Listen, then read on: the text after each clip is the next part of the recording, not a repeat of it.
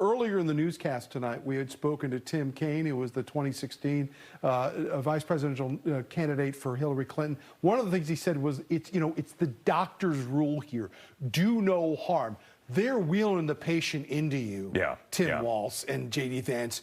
Get him out of the operating room alive. And I think in large part, both of them accomplished that. Did we see either in 1988 Lloyd Benson, you're no Jack Kennedy moment, or did we see a Sarah Palin moment? I think there were missteps for sure. I didn't see anything to that level, but let's also remember Dan Quayle wound up being vice president in that race. There was a moment towards the end where Tim Walz was kind of circling around it, and then finally he went in and said in this conversation about the insurrection on January 6th, Mike Pence isn't on this stage tonight because Mike Pence did his job as vice president.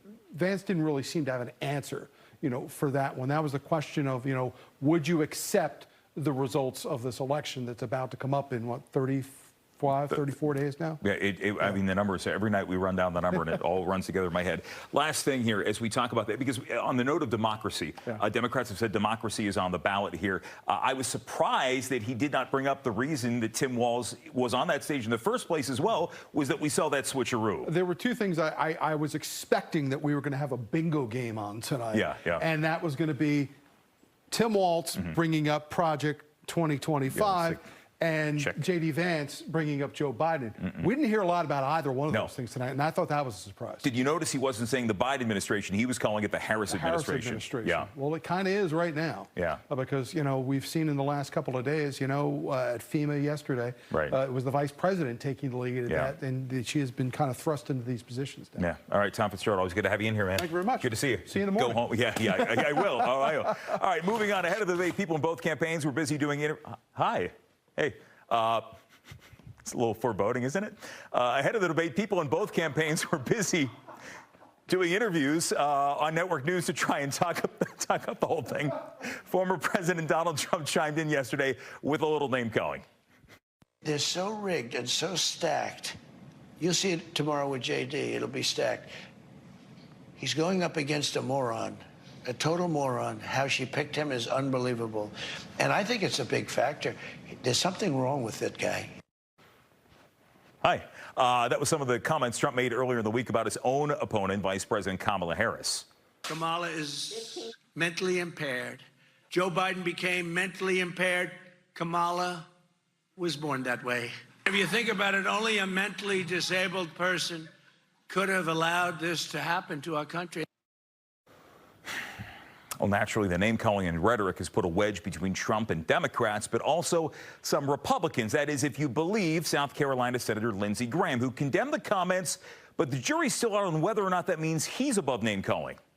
People have been hurt by illegal immigrants released into this country without detention. It is a nightmare. It is crazy. It's crazy to boycott a speech by the Prime Minister of Israel to a joint session of Congress thinking it won't embolden Iran. Well, it's crazy to withdraw from Afghanistan hoping things will be different this time. Medicare for all, Green New Deal, crazy stuff. Okay. Now, I'm not saying she's crazy. I'm saying your policies are crazy. Oh, I need a mint julep after that. But like anything in politics, name-calling is a both-sides issue. Just ask Illinois Governor J.B. Pritzker. They have nothing on their side to talk about that's good for everyday Americans, for working families. That's why they're just name-calling. That is what this is all about. You heard Donald Trump talk about mental impairment yesterday. I think whenever he says things like that, he's talking about himself. Okay.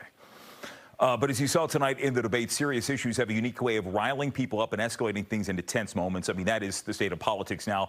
Just yesterday, Florida Congressman Byron Donalds was on CNN talking about crime. The FBI was out with new numbers showing crime has decreased, although one of the big bones of contention is that a number of cities have stopped reporting their crime numbers to the FBI altogether. But regardless, it led to this. You have to acknowledge the reality going on in every city in America. Not answering the question. Crime is mass. Not answering the question. That is answering the question. Because the reality in America, hold on, Keith, the reality in America is that crime is massively up. Crime is not massively up. That's a lie. You can bang the table all you want, but You're that's lying, not true, Congressman. You're lying. We already know that there are cities. The FBI just released data this week that crime is going down. We already know that Oh my God! Why do you, Abby? Why do you let this man lie on your national I'm not television lying. like I'm telling this? you the exact This is not right. You may not You're a want. liar, You may not. Congressman. No, I'm You're a not. liar. Discourse, but all of that noise can distract from the actual issue. So we're going to have an actual conversation. Tracy Pearson, Bernie Flowers, and you when your Final Five comes right back.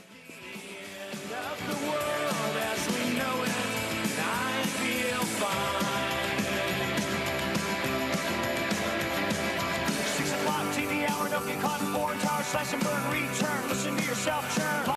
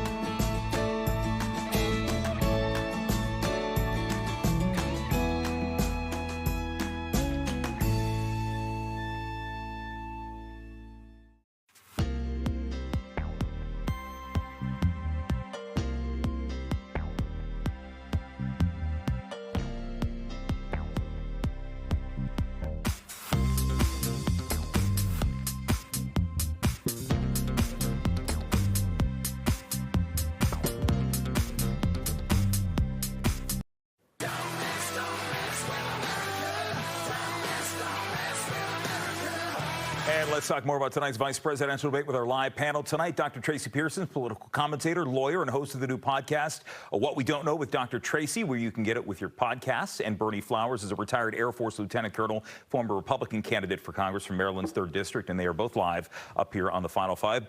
Thank you both for joining us. I appreciate it. Good seeing you both. Thanks, Jim. It's wonderful to be here, as always. Okay, Tracy, I want to do this democratically. Call it heads or tails. Who goes first here? Heads. Okay. It is tails. Bernie, let me get your take on how it went tonight. Oh, man. So, what you got, man? Yeah, so what do you think about tonight? What did you think? Who came out the winner? Well, I thought that Vance was a little bit more polished and professional. It seemed to me that Waltz looked a little flustered, but it was very nice to see a civil debate. They didn't get ugly with one another.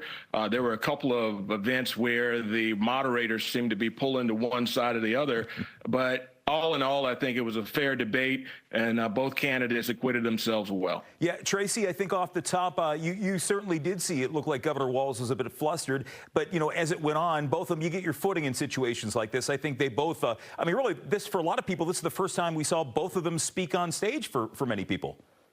Indeed, it was the first time. And I would expect that Tim Walz would struggle with the beginnings and sort of getting his traction. And, you know, look, he's a football coach. He got it in the fourth quarter. Bernie, on that note about where they were coming from tonight. I think they hit the issues that a lot of people cared about. Economy is always top of mind. In this race, reproductive rights has been pretty significant as well. I mean, what did they talk about that you think we could have gone on longer for? Were there any issues that maybe we were lacking in substance on? Well, in my opinion, when he talked about Tiananmen Square and the fact that he said he was there and he wasn't, and, you know, to be fact-checked by NPR about the most liberal organization in the media, you know, he really didn't answer that question. And he had to go on and on and on, but I don't think he gave a real good answer on that. He should have just flat out said, hey, I wasn't there, I made a mistake. He said I misquoted, but that was kind of chintzy in my world. I think, honestly, Tracy, what we saw there and the moment, give the moderators credit, because they're like, hey, we asked a question, you didn't get to it, and then he gave the answer where he said, I said what I said, which I think is Nene Leakes out of The Real Housewives. I think that he used the time appropriately, frankly, in a debate. He made an argument about an issue that he wanted to talk about, allowed them to ask him the question again, and he said he misspoke. And I think that, as we all know, I misspeak, you misspeak, we all misspeak. That's not the issue of concern for me. Yeah. Bernie, as we look ahead, I mean, you know, we talk about vice presidential debates and whether they matter. And I was talking with Tom Fitzgerald about some moments that really stood out for a lot of people through the years. But tonight, considering the political climate in which we are in, are there people that are on the fence that this might sway them one way or another? Or was this more about saying, this is who, these are the people that are going to serve those on the top of the ticket and nothing more? I think that I don't think anybody who watched this debate was going to change their mind on anything these guys have said. You got the real politicos that will watch a vice presidential debate, people like us. And, you know, it was entertaining. I enjoyed the fact that they didn't call each other names. They were somewhat gentlemanly, but I don't think any minds were changed.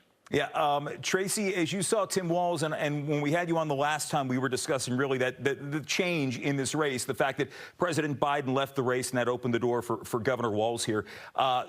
Do you think that he was, seeing what you've seen so far, the best choice for Vice President Harris? Because a lot of people were pulling for, you know, Josh Shapiro out of Pennsylvania, or is it dumb to have this conversation 30-some days out? I would say it's dumb to have this conversation. I would say what he brings to the ticket is likability in a different way. I think that he's somebody that's trustworthy. One of the things that struck me about this debate was that if you just looked at it as a non-policy wonk, it looked great, right? Yeah. J.D. Vance looked like a guy who was happy to answer questions, but he wasn't telling the truth. Yeah, and that's the one thing. I know that there was the debate over the fact-checking there, Bernie, and I think, you know, it's something where, as a candidate, you should be prepared to call the other one out if there's something that you disagree with. But as we go ahead, as we continue on the campaign trail here, J.D. Vance out of Ohio, Tim Walz out of Minnesota, you know, states in the Midwest, which are going to be crucial. As you look ahead, what do you think that we should be focusing on in the media? Is there a state, is there an area, or is there an issue that you think should be top of mind going into this last month of the campaign?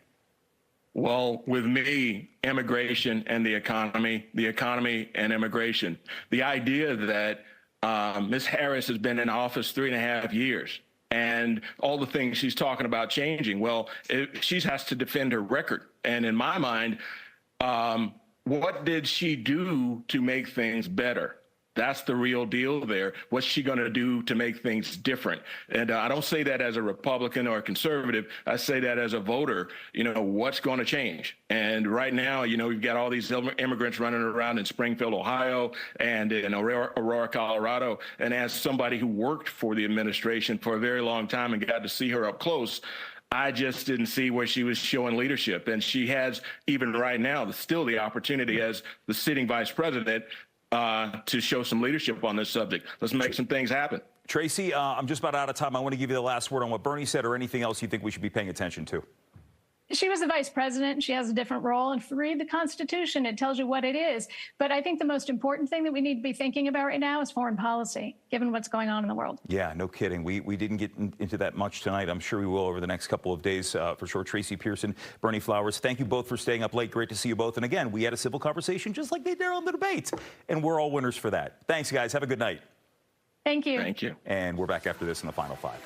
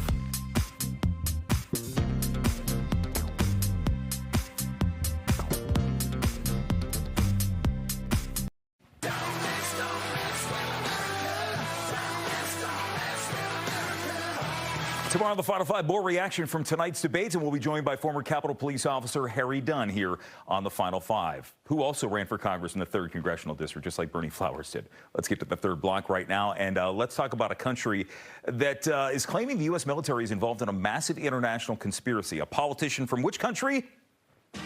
Canada. And as far as which conspiracy we're talking about, chemtrails, the conspiracy. And anyone who's doing it is the U.S. Department of Defense. And, you know, like I have some limitations in what I can do in my job. I don't know that I would have much power if that is the case, if the U.S. Department of Defense is spraying us. So I will do what I can to investigate.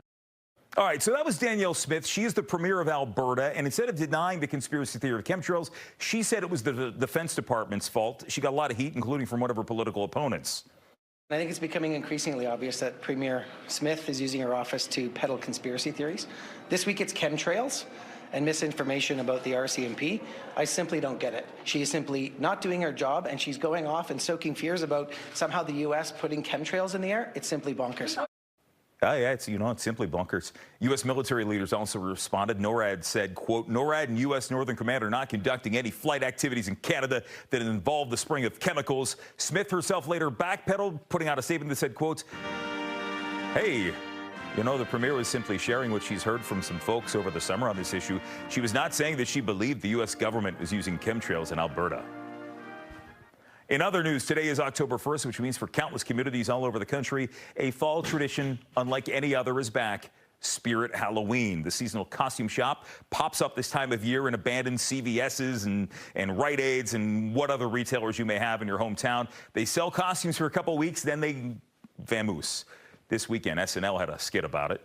Since 1983, Spirit Halloween has been helping our struggling communities by setting up shop in every vacant building in the country for 6 weeks and then bouncing. And thanks to us, what used to be a condemned auto zone where a murder happened is once again a thriving business where a murder happened. But not to be outdone, Spirit Halloween today responded saying, quotes, we are great at raising things back from the dead, along with a picture of a Spirit Halloween costume for a, quote, irrelevant 50-year-old TV show, including dated references, unknown cast members, and shrinking ratings. Shots fired. And when we come back to the Final Five, one more thing on this October 1st. Stick around.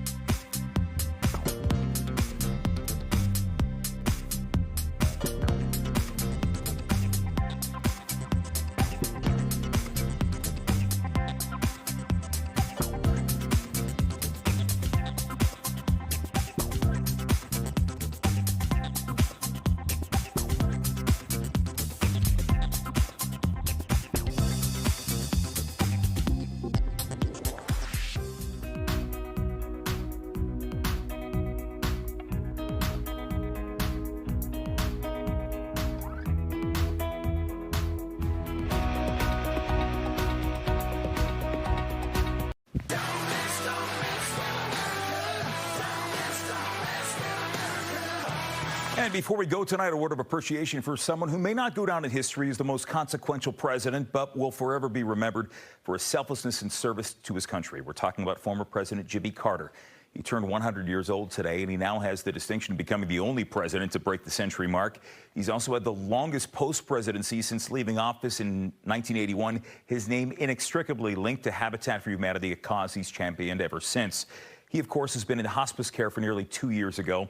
His beloved wife, Rosalind, died last year, but the well wishes have come in from all corners of the political world, from 4 former presidents, current and past lawmakers, Democrats and Republicans alike. Through President Carter, we've learned a lot about how powerful the presidency can be even after the White House years, and for that, we wish him a very happy 100th birthday.